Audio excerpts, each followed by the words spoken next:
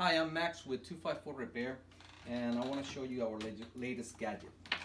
This is a heat gun holder that actually allows 360-degree rotation at the base, and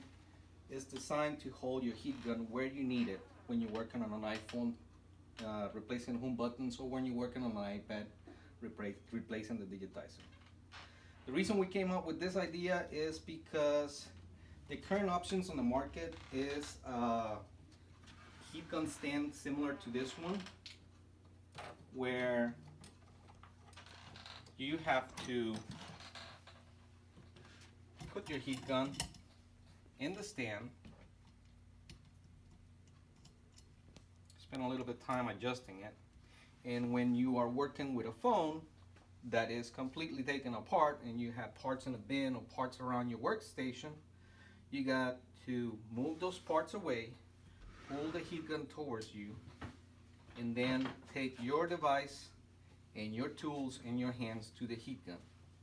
which is not a big deal, but keep in mind that you probably are going to use the heat gun on an iPhone only about 20 seconds. So after 20 seconds of use, you got to put this back, move the base away, bring back your phone, and risk losing some parts and also losing the tempo on your repair, your rhythm. The other problem that has with the repair is that it doesn't allow you to evenly heat up the device, since you are moving it to it, working on it, and then bringing it back to where you at and moving around. So there's a risk to lose parts, there's a risk to damage the phone. Damaging the phone, we're talking about iPhone 7s, iPhone 8s, $500, $800, even $1,000 per device. Now the idea of the heat gun arm is to be able to put it right here, close it, secure it, and be able to bring the heat gun to where you are working at whatever height that you need it, and then just move it away. And as you can see, you can actually use it in two different workstations, and it takes a fraction of a second to move it to where you need it. Now currently this device was 3D printed on PLA plastic, which is actually pretty slim, flimsy, shakes a lot. What we want to do is take this